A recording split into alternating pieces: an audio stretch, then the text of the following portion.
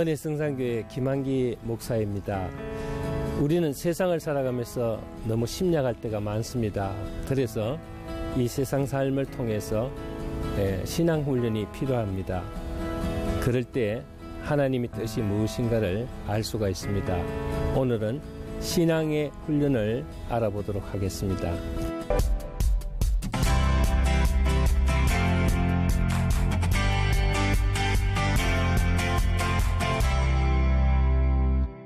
네, 제가 그래도 가장 세상에서 변화를 많이 받았던 것은 군생활 할 때였습니다. 군대 생활이 아무래도 억울해도 힘들어도 어디 가서 호소할 데도 없고 정말 울고 싶어도 울 수 있는 장소도 없었습니다. 그런 곳에서 고통과 아픔을 통해서 그런 훈련을 통해 건강한 사회인이 될 수가 있죠. 남자들이 사회생활, 군대생활을 통해서 서로 융화할 줄도 알고 숨길 줄도 알고 또 눈치 빠르게 모든 일을 요령 있게 할 수 있는 것이 바로 이런 훈련을 통해서 배우게 되는 것입니다. 오늘 신명기 32장 말씀은 모세가 임종을 앞두고 남긴 마지막 교훈입니다. 모세는 지금까지 자기가 알고 있는 하나님이 어떤 분이라는 것을 신명기 32장 9절에서 14절을 통해서 말씀하고 있습니다. 오늘 10절을 보면은 하나님은 우리를 눈동자와 같이 지키신다 이렇게 얘기하고 있습니다. 제가 몇 년 전에 망막 출혈로 인해서 눈 수술을 한 10회 이상 받았습니다. 레이저 수술도 하고 눈 주사도 맞으면서 눈의 중요성이 얼마나 정말 중요하다는 것을 새삼 느끼게 되었습니다. 예수님도 눈이 어두우면 온몸이 어둡다고 말씀하셨듯이 우리가 정말 우리를 눈동자와 같이 보호하신다는 이 말씀은 완전 무결하게 우리를 보호하신다는 그런 말씀이죠. 11절 12절 보면은 우리를 독수리같이 훈련하시는 하나님이시다 이렇게 얘기하고 있습니다. 모세는 전혀 다른 이야기를 가지고 하나님을 이야기하고 있습니다. 독수리 어미를 하나님이 비유하고 독수리 새끼를 우리에 비유한 것입니다. 이 뜻은 무슨 뜻일까요? 아마도 자녀를 키워본 사람들은 쉽게 이해를 할 것입니다. 자녀를 향한 부모의 사랑은 여러 가지 다양한 형태일 것입니다. 어떤 사람은 정말 사랑과 온유함으로 교육을 잘 시키는 분이 계시는가 하면은 아주 엄하게 회초리를 들고 요요를 하면서 가르치는 또 부모도 있습니다. 그 깊은 애정은 여러 가지 형태로 우리가 표현될 수가 있습니다. 모세는 본문 11절 12절을 통해서 독수리가 자기 새끼를 다루듯이 우리를 다루시는 하나님이라고 소개하고 있습니다. 독수리는 사실 날짐승 중에서 가장 강한 새이고 새 중에서도 맹수라고 할 수가 있죠.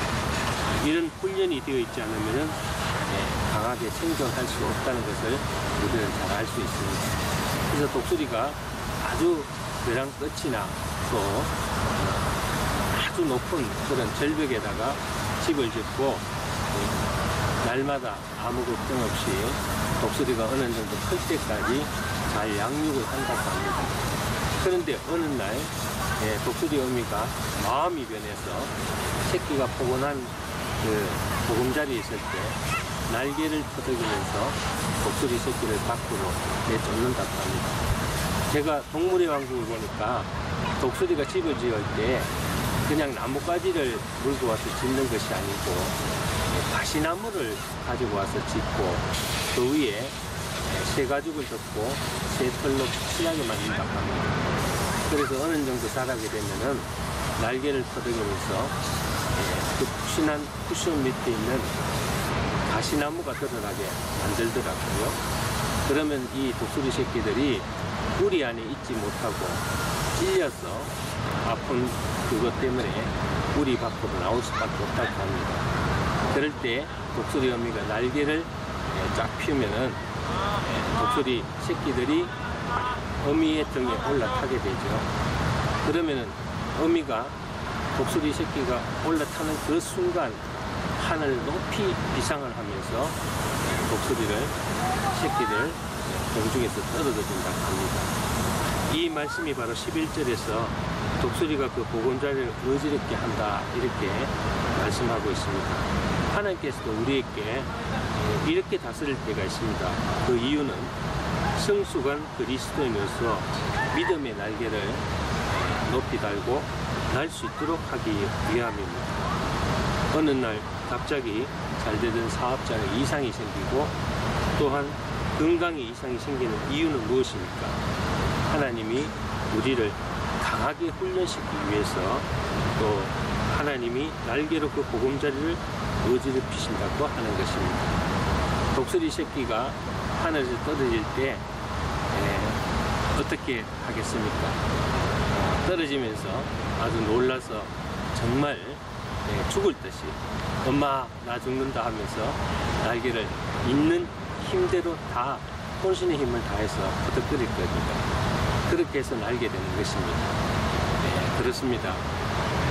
맹수 중에서도 가장 날짐승 중에서 가장 강한 이 독수리를 하나 생산하기 위해서는 이렇게 강한 훈련이 필요하듯이 모든 생각을 버리고 하나님을 더 가까이 하기 위해서는 우리도 세상을 통해서 이런 훈련을 받게 되는 것입니다. 둥지 밖에 밀려서 발디딜 곳이 없는 가시밭길 같은 이 세상에서 우리는 하나님을 의지할 수밖에 없고 하나님을 바라볼 수밖에 없습니다. 새끼가 떨어지면서 엄마 나 죽는다는 식으로 하나님은 종종 이와 같은 흡사한 방법으로 우리를 훈련시키는 것을 알 수가 있습니다. 우리가 다급하여 기도를 하는데도 불구하고 우리의 기도를 1년, 2년 미룰 때도 있고 또 질병을 즉시 고쳐주지 않을 때도 있고 우리가 문제를 두고 아무리 매달려도 그 문제에 대해서 무응답일 때가 많습니다.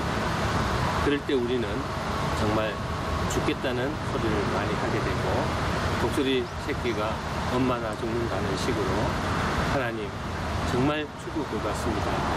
이대로 가다가는 도저히 배기질을 못하겠습니다 하고 우리가 자포자기하는 심정까지 내려가게 됩니다. 이런 훈련 가운데 우리는 두 가지를 터득할 수 있습니다. 첫째는 어미가 새끼를 죽도록 내버려 두지 않는다는 사실이죠. 또 하나는 이런 훈련을 통해서 결국 스스로 날 수 있다는 것입니다. 우리가 잘 아는 바와 같이 믿음이란 것은 한순간에 이루어지는 것은 아니죠. 마지막에 만족하게 먹여주시고 지켜주시는 하나님이라는 것을 13절, 14절에 잘 밝히고 있습니다.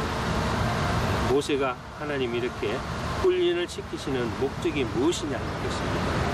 바로 사랑하는 자녀들이 13절, 14절 말씀처럼 풍요롭게 하나님의 축복과 은혜의 삶을 누리게 하기 위함이란 것입니다. 세상은 점점 더 어려워져 가고 또 살기가 팍팍해지고 있습니다. 정신적으로나 육체적으로 더 많은 욕구가 요구되는 삶입니다. 이럴 때 우리는 어떻게 살아야 승리할 수 있을까요? 높이 날 수 있는 믿음의 사람이 되어야 되겠습니다. 이와 같은 차원 높은 믿음의 사람이 되기 위한 훈련 과정이 있다면 우리는 감사하면서 잘 견뎌야 할 것입니다. 힘찬 믿음의 날개를 풀럭이며 파란 하늘을 나는 성숙한 그리스도인이 되기까지 인내하며 소망을 버리지 않아야 되겠습니다. 어느 날 농부가 어미를 잃은 독수리 새끼를 발견했습니다. 그래서 그 독수리 새끼를 집으로 데리고 왔는데 키울 때가 마땅치 않아서 그 농부가 자기 닭장 안에다가 닭과 함께 그 독수리를 키웠다고 합니다. 닭이 모이를 묶고 꼬꼬대하고 돌아다니면 독수리도 자기가 닭인 줄 알고 닭과 같이 행동을 했다고 합니다. 그러던 어느 날 공중에 너무너무 멋있는 새가 아주 비상하고 있었다고 합니다. 바로 그 새가 공중에서 비상하고 있을 때 닭들은 다 무서워서 다 꽁꽁 숨어버렸습니다. 그때 이 독수리 새끼는 그 하늘에 떠 있는 그 새를 보면서 정말 멋있구나. 아, 나도 저렇게 한번 날아봤으면 좋겠다 하는 생각을 가졌다고 합니다. 이 독수리 안에 들어있는 닭의 자아상이 바로 오늘날 우리들의 문제입니다. 즉, 나는 날 수 없어.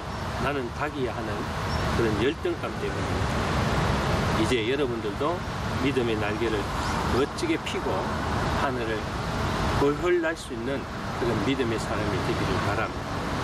여러분은 하나님의 고귀한 자녀입니다. 이제 성숙한 신앙의 날개를 피고 마음껏 비상하여 믿음의 창국을 나누는 영적 자유함을 누리시기를 주의 이름으로 축원합니다.